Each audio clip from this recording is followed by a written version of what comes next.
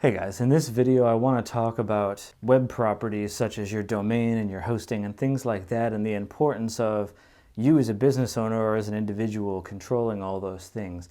I've talked about that a little bit before in other videos, but it was kind of superficial and kind of in a broad stroke. And today, especially due to a recent circumstance I had helping somebody deal with this, it made me want to revisit this topic in a video in more detail. And so, without naming names and, anything like that, I want to tell you a story of what happened to this person, and sadly, it's not new for me. I've dealt with this as a web professional several times, unfortunately, helping somebody deal with, like, they just worked with an agency or something like that prior to my knowing them, and then there was this degree of fallout that I had to help them overcome. So the purpose of this video is just to illustrate that for you guys, in case that's helpful. The idea that I'm hoping to accomplish here is that when you go into your own web marketing, you can avoid some of this struggle, because man, is it a mess when it happens. This is not to paint agencies or anyone else in a bad light or call them unreputable, and it's not that this happens constantly or every day. It's just that when it does happen, it's such a mess that it's worth taking note of. So the story for this case. So this person had just had their website designed by an agency. They were proud. They were, it was finally coming together. They'd been a little frustrated with parts of the design process, taking longer than they had hoped, and in some cases, like, things were not functional, whatever. That was kind of why I was brought in to the project. As the site went live, they basically were like, I know there are some things on the site that aren't how they should be, and I'm just not confident this company is going to be able to fix them. Can you come in and do that? But one of the things that they told me in our early conversations was, I asked about the domain, and they were like, oh yeah, they got that for me while they were putting the site together. Instantly, I tightened up a little bit and said, does that mean that they bought the domain on your behalf and they own it, or they logged into your GoDaddy account for you and walked you through buying it and you have it?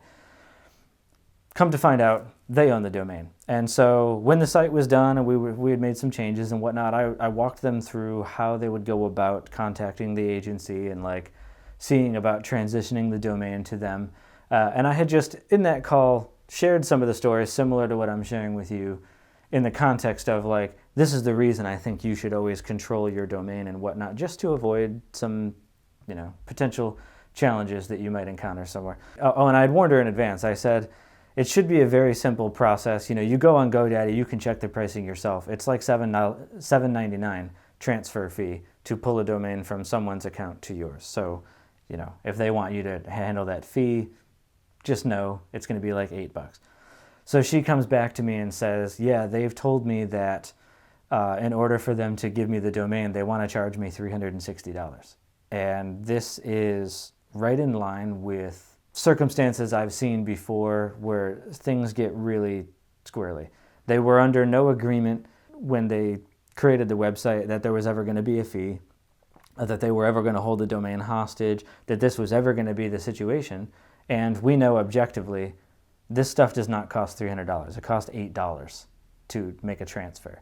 And it's anybody who's done a transfer of a domain before knows it's like a couple of emails on either end to validate things. It's real easy. There's no way that it costs enough time to anybody who works at that agency to legitimately justify it being $300. And if you can believe it, I've seen people ask for way more than that for the domain. And so now she's in a position of, she's obviously not going to pay $300 for a domain that she knows cost them $12 when they bought it. So what do? Well, now you're in that tricky scenario of, you've either got to buy a new domain that's as close to the original one as possible, that you control, and then switch the site over to use that domain, which kind of is inconvenient if you've already printed up business cards or other collateral, and of course you've got to go through your Facebook pages and other directories now to update the URL for everything to this new thing. It's a pain, but that's one option. Or you're kind of beholden to these companies. I've seen similar stories in the past where it wasn't even the case that the company was ransoming money. It was like the client said, all right, well, thanks for building me the website, but I'm actually going to now work with somebody else to manage the site. And the agency got so ticked off at that they kind of lashed out and were like, well, you know what, screw you, I'm not giving you your domain then. And that was the bottom line. They're just not going to do it. And I've seen people before have to get into legal battles with them, and it's tenuous because technically the ICANN policies for getting domains and whatnot pretty much say anybody who bought it owns it. And it's really, you would think there would be a legal case for like, yeah, but that represents my brand. You can't control that. You can't hold that hostage. I have a right to that domain because it represents my brand. I'm not a lawyer. I can't speak specifically to that, but I can just tell you when I have heard stories of people trying to make that argument in the past, they have not very often actually gotten the result they hoped for because in court it pretty much seems to bear out, well, it is kind of your brand, but they legitimately bought it. They have the right to do whatever they want with it. You don't have a claim to it. And so that all goes to this larger discussion I have here of, I would say to anyone, whether you already have a website or you're thinking about creating one, and it's even what I told this lady when I was working with her. I said, look, don't even trust me. Like, I don't want your domain either. You have it 100%. You have your own hosting. Yeah, if you want me to help manage stuff for you, you can give me the login to your hosting and I can do things, but it's your hosting. I don't want you to feel like I'm holding anything hostage. I've seen way too many people do that. It's ridiculous. A company should own its own stuff. You have your domain, you have your hosting. The last thing you want is to have all of your things held hostage like that. I've seen that blow up for companies before where they were just about to do a big promotion of some kind and their website went down or was unavailable or some other thing like that, and it was because they were hosting with somebody else who suddenly got greedy and wanted some money or some, you need to now upgrade your program into something else or else.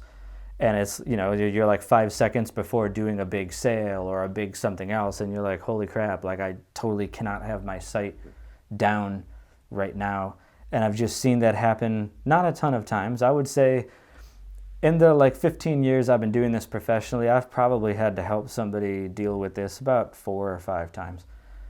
So of the total number of people I work with, not a huge amount, but like still, it's like I said in the beginning, every time I've had to help them through this, it's been such a disaster that it's just worth putting this stuff out there to people. And I wanted to tell this story because I feel like just making a video telling somebody it's important to have control of your stuff is pretty like whatever. And it's easy to ignore that and not take it seriously or not understand the reason someone like myself would say no, but really. So I hope that's kind of illuminating for anybody who hasn't dealt with this before or maybe hasn't really thought about that. And if you're watching this and you're somebody who's saying, well, crap, I have a website and my domain or my hosting is through some agency or whatever, I would, you know, if it's been working for you and your relationship with them is good, I don't want to like come between other people's relationships. By all means, keep doing what you're doing. But at least let it be known you are taking a risk anytime you allow somebody else to control your domain. Just be aware that, be honest with yourself that you are taking a risk. And if you believe it is possible to just ask them like, hey, you know, you guys can still manage my stuff, but would you mind transferring the domain to me? If they're a straight up company, the answer should be, yeah, we can do that. You know, they may want you to pay the fees. Like they might say, well, I had to spend, you know, $20 buying the domain originally. Could you reimburse me for that? And can you pay the $8 transfer fee? That's a reasonable ask. But beyond that, like, otherwise they're just taking advantage of the situation to charge you any more than that. And it really doesn't make any sense. So anyway, I hope that was useful for anyone who's watching. If you have questions about that, if there's experience, you know, or whatever that I can give in the comments, please feel free to put it out there. And if anybody watching this thinks it would be useful, maybe I could do another video talking about, suppose that has happened, where they're holding it hostage. What do I do? I'd be happy to do a video kind of talking through that. I'm not going to do it in this video just because I don't want it to go on and on forever. But if you guys think that would be useful, let me know, and I can do a video about that. All right.